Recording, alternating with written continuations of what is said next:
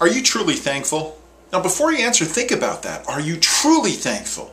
Because if you are, it'll show up in your words, your actions, and your attitude. And I'm guessing because I know how we've been graded as a nation, and we're failing every single year in our grades. And our grades are this. According to Gallup, and you've heard me say this, 70% of our people who are working, have a job or a profession or a business, are unhappy doing what they're doing. That tells me right away we're not thankful. And if you're not thankful in one area of your life, you're not thankful, period. Because thankful isn't conditional. It's not conditional on what's happening to me. Because if it was, we'd only be thankful when everything was going right. When we were hitting the lottery. When our relationships are perfect. When we look like Arnold did in the 80s with our body, with a six-pack.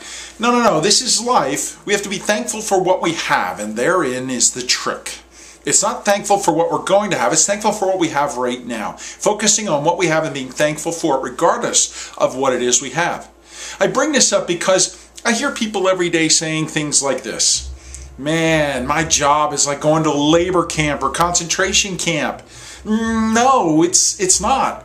A true labor and concentration camps, and we have them in the world today. North Korea owns 300 of them. Tens of thousands, hundreds of thousands of people are enslaved in these things, and they're enslaved. They're being tortured every single day. One gentleman is in a long prison sentence in one of these labor camps that we like to call it for ourselves, our jobs. And he's in there because as an employee at a restaurant, there was a spill that happened on the floor, and he grabbed a newspaper and mopped it up.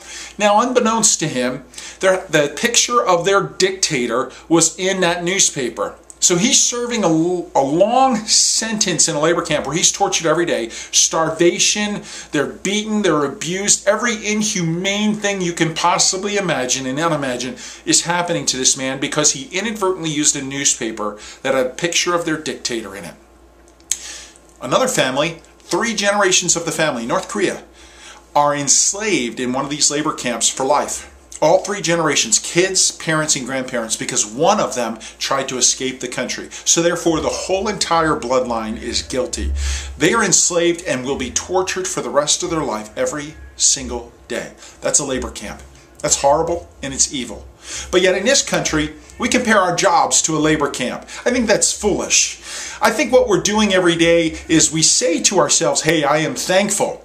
And we want to write these nice little lists down, and once a year on Thanksgiving we walk around the table and everybody says what they're thankful for. And then we forget it 30 seconds later because when we're back at our job on Monday morning, we are so ungrateful and unthankful because it shows up in our negativity, our complaining, and our whining every single day. But we tell ourselves we're thankful. I call it fake news because we try to sell ourselves every day on why we're thankful. But we really aren't because it doesn't show up in our words, our attitudes, or our actions. So if you want to change that today, it's simple. Start focusing on what you have right now.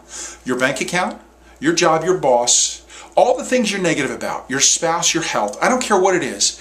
And start looking at what you have and be truly thankful that you have it. Have some perspective because there are people in the world today that don't have what you have. Many, many, many of them. Be thankful and grateful for what you have because you don't have a money problem, a boss problem, a spouse problem, a health problem. You and I, we've got an attitude problem. We're ungrateful and unthankful. My name is Ed Carcarey, and I'd love to connect with you at edcarcarey.com. Find your passion, you'll find your life.